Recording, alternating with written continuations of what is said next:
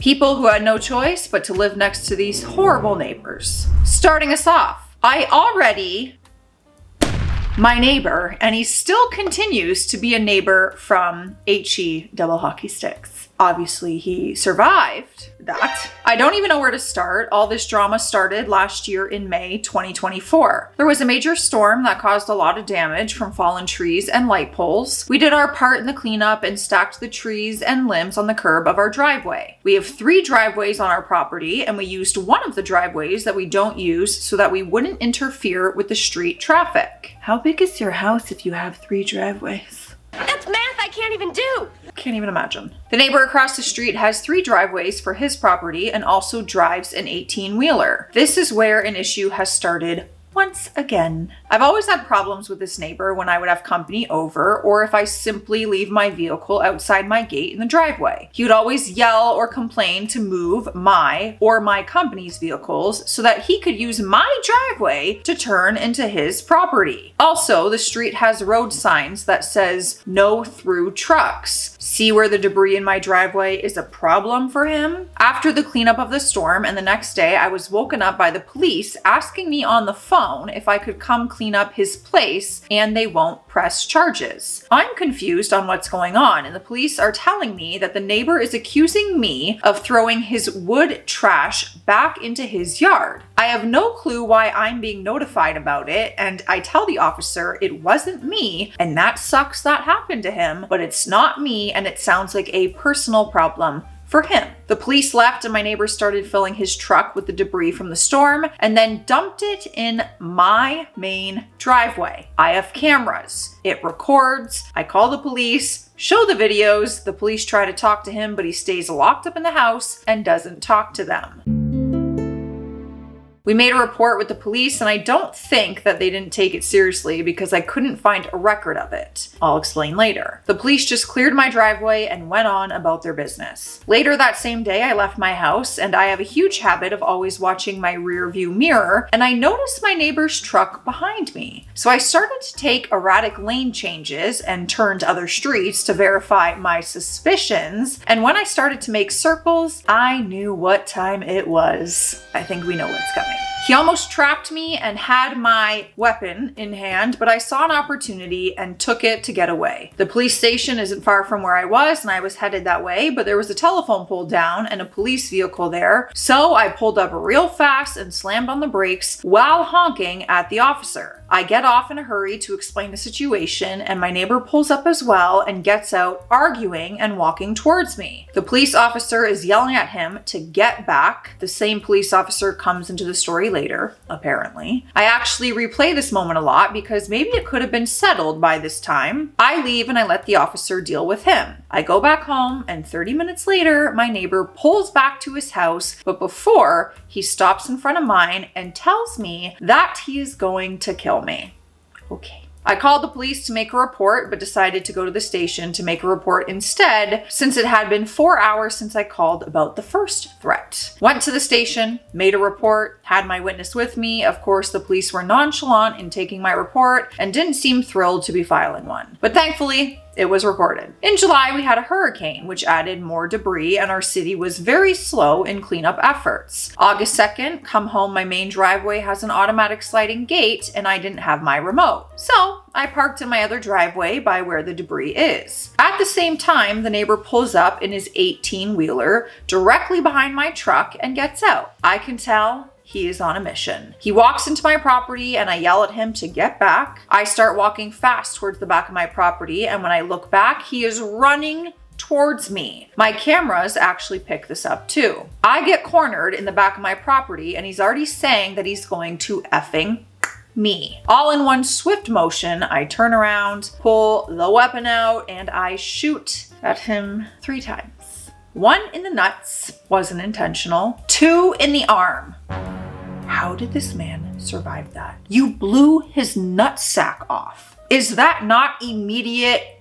I can't say the word. That probably wasn't any better. I'm not trying to be insensitive. I'm only making a joke because he has lived. He's okay without the nuts. Anyways, he tried to take another step, but then fell down and started to retreat back to his property across the street. I run into my house to make sure I'm safe and not going to get a revenge shot, and I call 911. Police show up, ask me to come out so they can arrest me, blah, blah, blah, even though I already shot him on my property when he was trying to attack me. Finally, the police speak to me and I inform them who I am, where I live, and I mention all the police reports that were made. The police can only pull up 2 reports out of the 5 that I've made on him. One being from the threat. Thankfully, the officer from May that was by the downed power line was there on the scene and remembered the situation to vouch for the 3rd report. Also, when police arrived, they caught the neighbor's daughter bashing all my truck windows with a bat. She also went to jail with me that night. This is the most eventful neighbor story I've ever read, I think. I was charged with aggravated assault with ADW, had to spend $10,000 to bond out on a $100,000 bond. I was on 24-hour house arrest for 4 months, $20,000 on a lawyer to have the case not billed by the grand jury. The neighbor's daughter was charged with felony vandalism and had to pay me $5,000.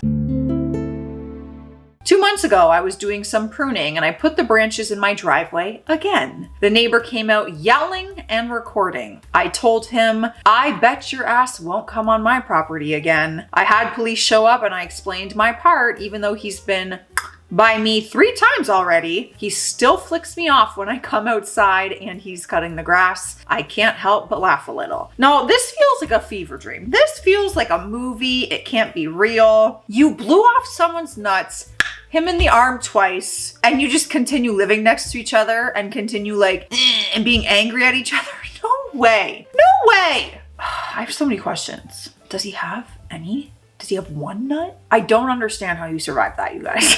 Snip, snap, snip, snap, snip, snap. Watching kids in elementary school get kicked in the nuts is like a funny prank. Like, they looked like they were going to die. So, can't imagine what happens when you hit one with that. Next story, my neighbor had a full meltdown after I posted a no trespassing sign and removed his ladder from my property. I've now had some issues with neighbors on all 3 sides of me encroaching, storing stuff, and dumping on my property. I've handled 2 of them. One was super nice about it, and the other is a complete jerk. But interaction went sideways. My neighbor has rented the house next door for 10 years, and I purchased my home about 8 months ago. The renter is constantly deploying a ladder coming off of the shed about 3 feet into my yard. There's no reason to keep a deployed ladder on my property to access his shed roof. It's a liability and a hazard. Meanwhile, he has complained about me cleaning up my property while dumping yard debris onto it. He complains about my dog and keeps coming near the fence, just keeps coming onto my yard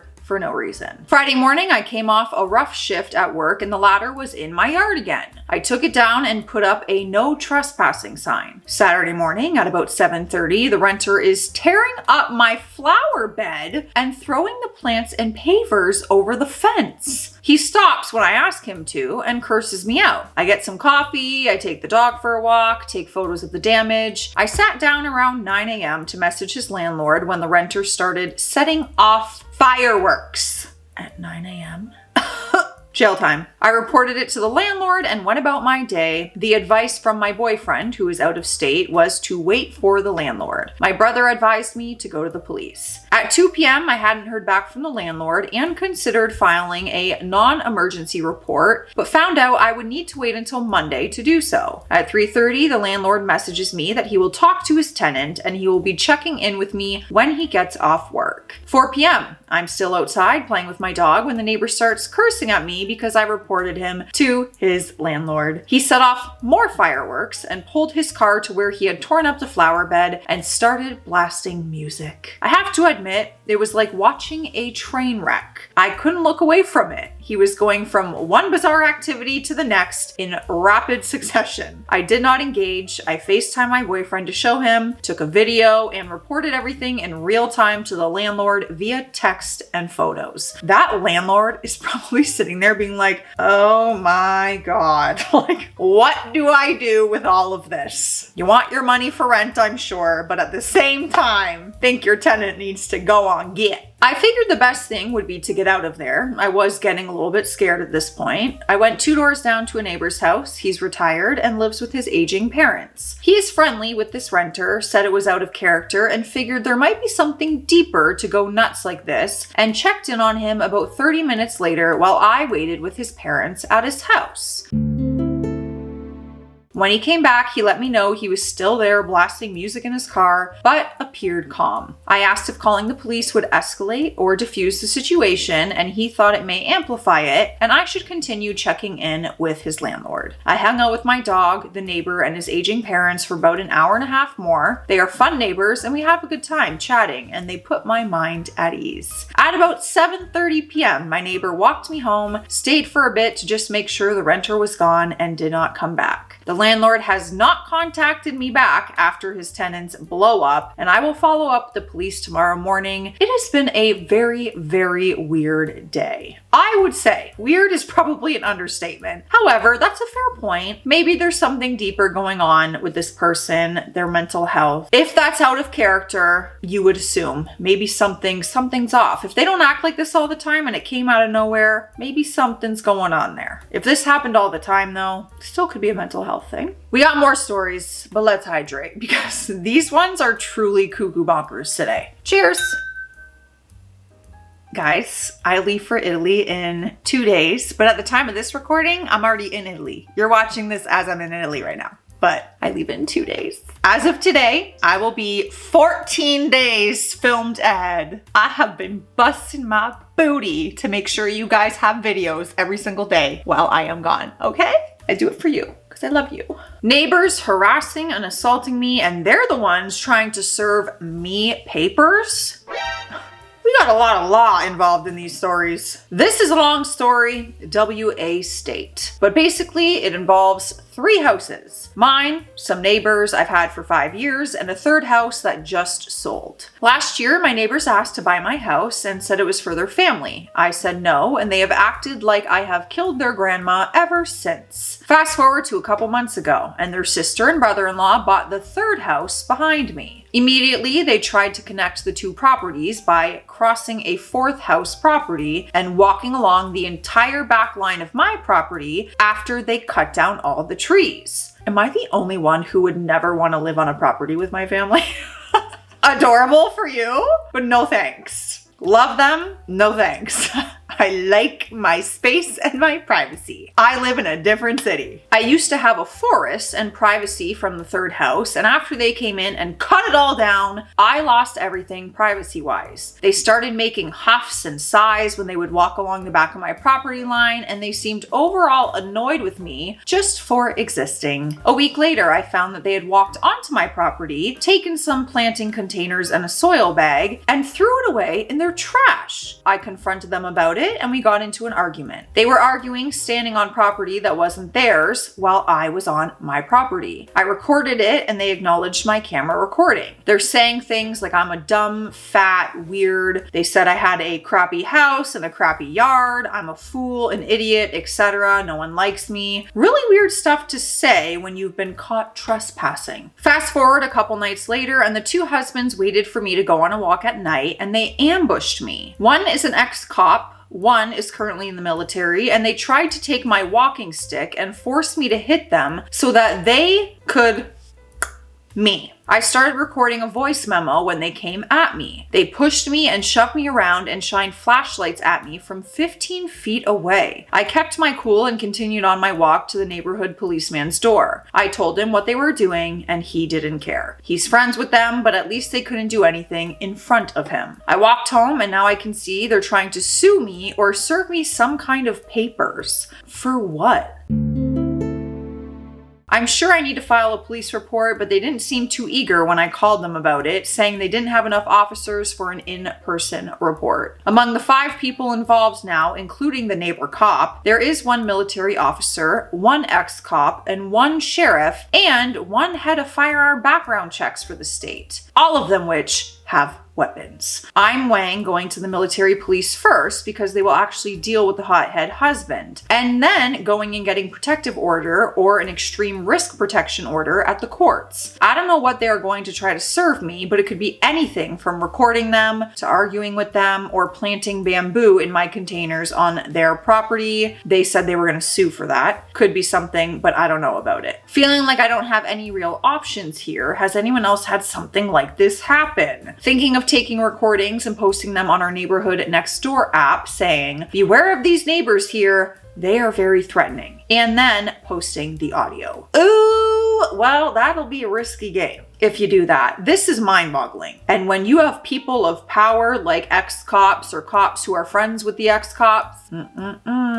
we have seen people abuse their power many times. It's not looking good, which is very concerning for your safety. Next up, neighbor snapped. I had to move suddenly earlier this year and I relocated to a really busy street. It was annoying finding parking at first, and the last resort was parking on a side street. This neighbor, let's call her P. She yelled at me once when I tried to introduce myself and say hi since I was new, but living with someone who's lived in the area for 50 plus years. She's wanted me to move my car back more, but I couldn't move any farther back due to another car being behind me. I started parking a little further back from her every time after that. Whenever I would see her, she wouldn't say hi or acknowledge me despite me at least trying to be civil when I walked by her. Silence for months. But I had another interaction with her last week where she was using her leaf blower and blowing leaves at my car. She seemed to not want to acknowledge me or shut it off despite me waving my hands at her, telling her to stop. She finally shut it off and looked at me as I drove away. Then, when I was leaving for work and my car was filthy after recently getting a car wash and having to deal with plucking a bunch of leaves off my car, this morning she was cleaning more leaves and had a pile of leaves where I usually park.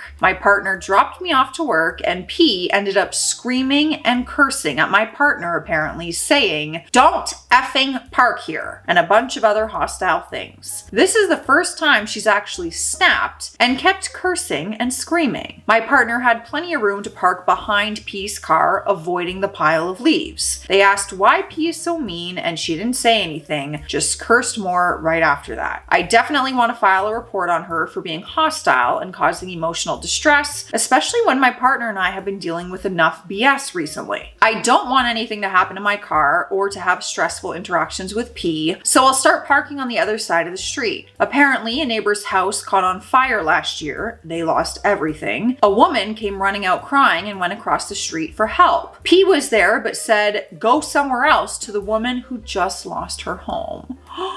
That's so cruel. Is it worth confronting P when I see her, especially in defense of my partner? Or should I just report her, park somewhere else, and move on? I feel my blood boiling right now. Ooh, that depends. That depends if you want to let her win or if this is just one of those choose your battle moments and you don't pick this battle. What would you guys do? Report her, park somewhere else and move on? Or confront P and keep parking there? Next up, even living in the country on 20 acres, the neighbors are still awful and can ruin everything.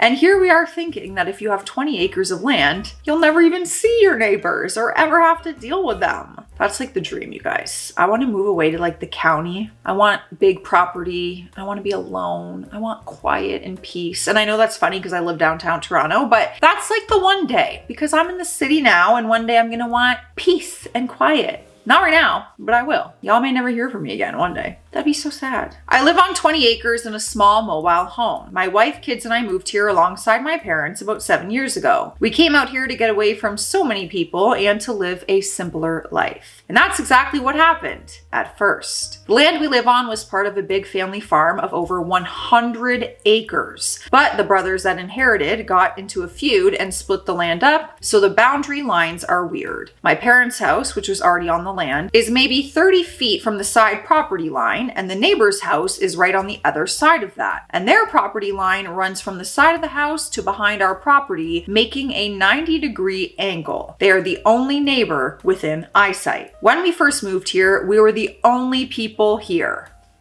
That's a dream. The neighbor's house was empty for the first year. Other than that, on the other side of the road is the backside of a 100-acre ranch, so our neighbors were literally cattle. Imagine walking out your front door and hearing no cars, no music, only the wind, the grass, and seeing big pastures surrounded by tall oaks. Oh, that was the life. That is the life. Maybe 4 cars pass per day. Then, a year later, neighbors moved into the house next to us. My parents had trouble with bad neighbors before, so we wanted everything to stay friendly. The neighbors didn't speak English very well, so a lot of things are being communicated through the kids who translate. They are about 17 to 19 years old. We started raising chickens, goats, and growing gardens. Within a month or so of the neighbors moving in, they started a trash pile on the property line behind my parents' house, where they would burn their garbage, rubber, and toxic materials. Billows of black smoke would cover our houses, gardens, coops, etc. They were told that my kids have asthma and their garbage is toxic and coming in through our windows. So they moved their burn pile to the property line right beside our house. On Easter, when my kids were having an Easter egg hunt and my sister was in town, we had to run inside once they started burning materials from a construction job, including electronics. That has died down since. However, then the music started. I would be inside and all of a sudden our house would start shaking from the loud bass of rap. Literally shaking from music 100 yards away. There have been times where my kids have been outside and had to come inside because now our 20 acres is being flooded with the F and the N word. My kids are only 4 and 7 years old. Here's the thing. I have hyperacusis from an autoimmune disease, so loud noises literally cause physical pain and ear inflammation. If it gets bad enough, it hurts to speak. Our garage sits along the fence line, and there's so many times where I'll be working on my truck and have to go inside because they start blasting music from their garage. Now, I know what you're thinking. Why don't you just talk to them and tell them to turn it down? We have. Time after time, day after day. We told them to turn it down yesterday because it was so loud my ears were inflamed from being outside for 20 seconds. Today, I need to change my truck's oil, but guess what? It's back up again. Every time their response is, "Oh, okay, sorry. We really didn't want to get the police involved, but they are the only neighbors we have." People move out to the country to live life the way they want, but that means making adjustments when your way of life makes life hell for those around you. If you guys could live absolutely anywhere, what would it be? Where would it be? What would that look like? I've already told you mine, and that is the goal one day. Matt's gonna have a big shop in the back. We already have it all planned out, and I'm talking years down the road, all right? We got things to do and people to see. But one day, I hope to not have things to do or people to see. Let me know. Let me know your thoughts and feelings, you guys. I'll see you tomorrow. Stay classy out there. Stay sassy.